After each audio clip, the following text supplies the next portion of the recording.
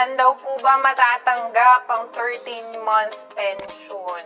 Yung bonus po ng ating mga SSS pensioners. Bago tayo magpatuloy, huwag kalimutang mag-subscribe sa aking channel.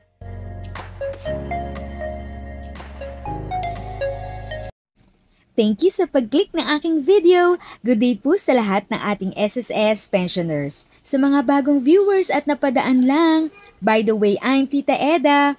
Welcome to my channel. Ang channel na maghahatid sa iyo ng dagdag kaalaman tungkol sa government services, bagong mga balita at informative videos na galing sa legit na resources. Mag-subscribe na para updated ka. Kailan daw po ba matatanggap ang 13 months pension? Yung bonus po ng ating mga SSS pensioners. Bumingo si Zen DG sa akin, kasi hindi ko alam ang eksaktong sagot dito. Alam ko, Zen, this is pinapadala namin sa mga pensioners bago pa man mag-December ng bawat taon. Updates na po regarding po sa ating pong 13-month pension na matatanggap ng ating mga SSS pensioners, Sir Carlo? Okay. So ang ligtas na sagot muna natin, Lisa, ay within this year, matatanggap niyo po siyempre ang inyong 13-month pension. May kaunti kasing usapan kung December 1 to 15 or December 16 to 13, babagsak yung sarili ninyong pension. Nakabase po ata ito sa inyong kung kailan kayo nag-retire. So, kami na lamang po bahala doon, basta sigurado pong may 13-month pensions kayo po. Okay. Siyang maghulog ng contribution as self-employed member. 53 years old na po siya. Yes, Rosel, the answer is yes. At salamat at nagtanong po kayo. Ang ating patakaran, Lisa, ay pwede pa maghulog sa SSS basta hindi pa tayo tumutungtong ng 60 or 60 years old. So pwede pa po, Ma'am Rosel, at kapag kayo po ay nakapaghulog ng 10 taong hulog sa SSS o 120 contributions, Lisa, magkakaroon po kayo ng buwanang pension pagdating po ng inyong retirement. Na-stop na daw po kasi siya sa trabaho. So, tatanong po niya sana kung pwede pa rin daw po ba siyang mag-loan kahit self-employed na lang po siya. May mga detalye tayong hindi alam kay Ryson, kung kayo po ay self-employed, Ryson, hindi nyo po nasabi kung kayo ay naghuhulog ng contributions pa sa SSS.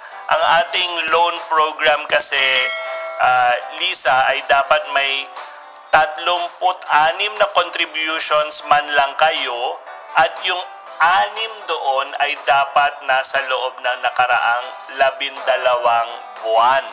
So, si Rizel dapat ay kung bagong trabaho lang kayo bilang self-employed, kung kayo ay naghuhulog ng contributions bilang self-employed at naka-6 man lang kayo sa loob na nakaraang 12 buwan at sa kabuuan ay may at least 36 na contributions kayo, makakahiram po kayo sa SSS. So, dapat nung nag-self-employed kayo, Ryzon, ay nagpatuloy pa rin kayo sa paghuhulog ng contributions sa SSS bilang self-employed. Thank you. May employee po kami na 60 years old na. Babawasan pa rin po ba siya ng SSS contribution? Yes, Miss Cathy, kailangan nyo pa rin po silang kaltasan ng panghulog nila sa SSS dahil sila ay naghahanap buhay pa sa inyo.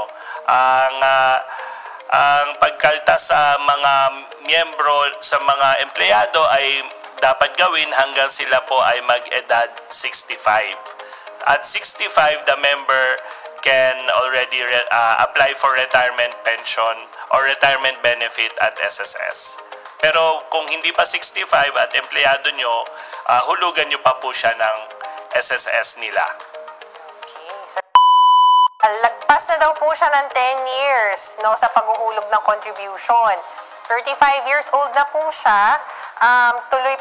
Ipagpapatuloy pa din po ba niya yung paghuhulog niya ng contribution or pwede na po siyang tumigil? Wala, Col. Lisa, Michael Garcia Cruz yan eh.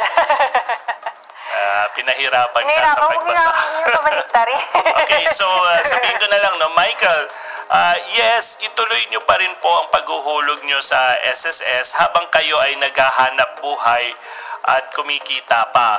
Ang proteksyong SSS na inyo pong matatamo ay magiging makabuluhan at mas mataas kung kayo po ay patuloy at walang tigil na nagko-contribute sa SSS. Gayong kumikita naman po kayo.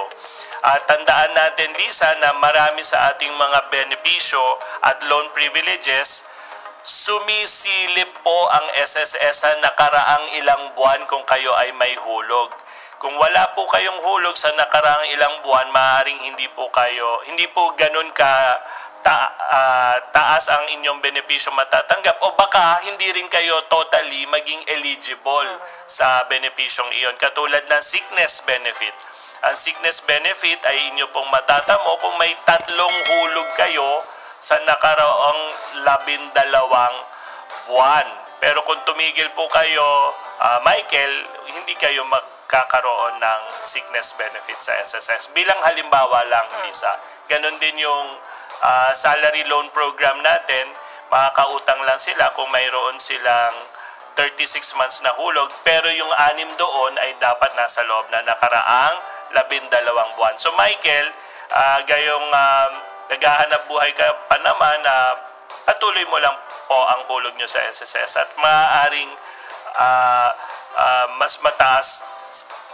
Baguhin ko, hindi maaaring, siguradong mas mataas ang inyong magiging benepisyo kung mas marami po ang inyong hulog sa SSS. Paano ko po hahanapin yung SS number ko? I just took my Philippine citizen back.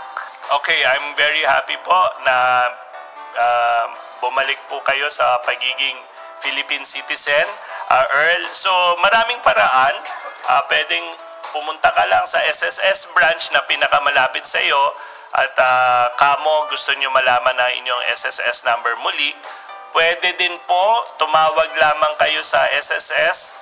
Dial nyo lamang po ay 1455 o kaya ay 81455. Maghanda lang po kayo ng detalye tungkol sa ID ninyo para po sa pagkausap nyo ng member service representative namin ay magkakaroon kami ng kumpiyansa na ibigay sa inyo ang inyong SSS number. Parang magpapadikta lang kami ng detalye tungkol sa inyong mga valid IDs. At muli, Lisa, pwede nyo rin i-email ang SSS sa usaptayo@sss.gov.ph para po tanungin ko ano po ang inyong SSS number. Pakahingan lang namin kayo ng kopya ng inyong ID bago namin ibigay sa inyo ang inyong SSS number. Sa dating ang employer na ayaw mag-remit nung loan deductions niya dati. Oo, so minsan talaga may mga ganito tayong mga complaints na natatanggap sa ating mga miyembro. So ang gusto po natin dyan ay sana isalaysay po ninyo sa amin para po umandar na rin po yung proseso ng pag-aasikaso po niyan. Is-type nyo lamang po ng simple sa inyong email, tapos isend po ninyo sa usaptayo@sss.gov.ph. Lisa, mas maraming detalye, mas madali natin silang matutulungan.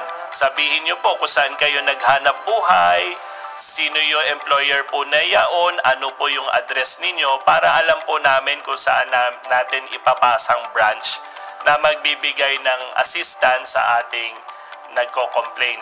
Ang mahalaga is sinasalaysay na po ninyo ng medyo may detalye tungkol sa inyong experience or complaint para ito ay amin na pong mabasa at baka makontak namin kayo para sa additional information tungkol dyan sa inyong nirereklamo po. Okay, salamat po Sir Carlo. So, payo po natin doon sa ating mga employees, so employee members, no, syempre responsibilidad nyo din na i-check, no, kung compliant ba ang inyong mga employer, no, i-check nyo yung my.sss account nyo, tignan nyo kung hinuhulugan ba kayo ng contributions buwan-buwan, tsaka yung mga dinededuct ba sa inyong loan, no, nare-reflect ba Kasi mahirap yan, no? Kung nagkaroon ng problema, at least, no, ma-advise nyo kagad si SSS. Nang sa gayon, kami naman po ang gagawa ng paraan, ma-call yung attention ng employer at obligahin silang mag-comply. Kasi again, responsibilidad po yan ng ating mga employers. Yes, so wag po kayo mag-alala, kailangan nyo lamang po magsulat na para umandar na po yung proseso. Minsan po kasi may katagalan po yan, minsan kailangan kasuhan, kailangan po umpisahan nyo na po with your complaint letter or email to SSS para umandar na rin po yung proseso. Kailan po ba matatapos yung SSS maintenance doon sa ating employer portal? Okay, so nakatutok tayo dyan ang ating IT management group. Bago nga tayo nag-start nitong usap tayo, doon nga ako galing kasi marami tayo na didinig na ganyang reports. Kanina, yan po ay intermittent, minsan ay nakaka-connect, minsan ay hindi nakaka-connect. Pahingi lamang po ng kaunting pasensya at pinapangako po namin sa inyo na gusto po namin ibalik yan as soon as possible. Intermittent po siya ngayon, pahingi lang po ng kaunting unawa at pasensya for us to resolve the concerns through system enhancement po.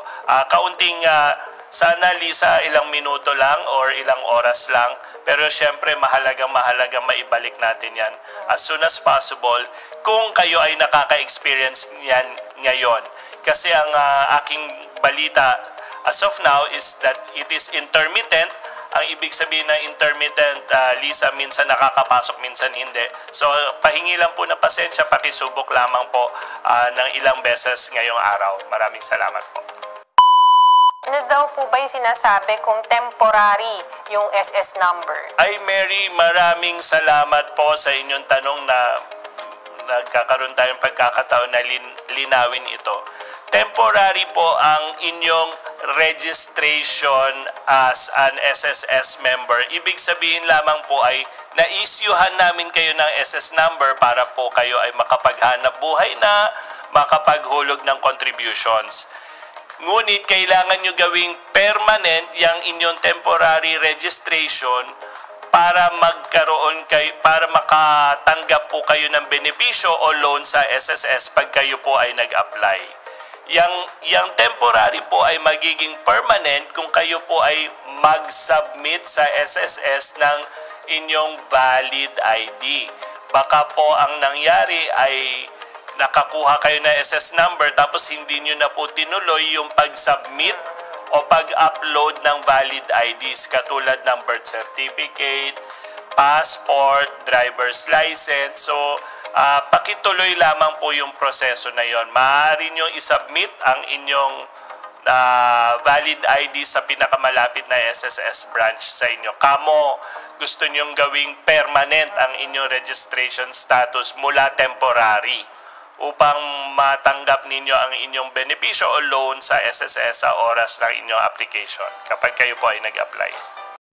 If sa tingin mo, natulungan ka ng video ko na ito, nakasave ka sa oras mo, you can click yung thanks button at any amount ay malaking help sa pag-grow ng channel ko. Yan lang po muna ang aking update.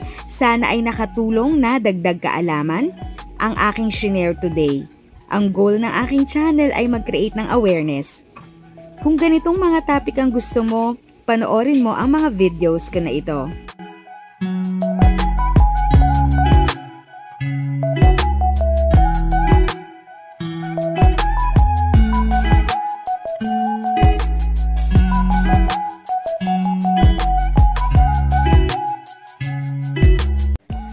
Thanks for watching! Kung may kapamilya, kaibigan o kakilala sa tingin mo ay magiging interesado sa video, please share or tag sila sa comment section. At syempre, if nagustuhan mo ang video, i-like mo na ito at subscribe ka na din. As always, feel free to write your questions, comments, and opinions respectfully. And continue to be a blessing and stay safe!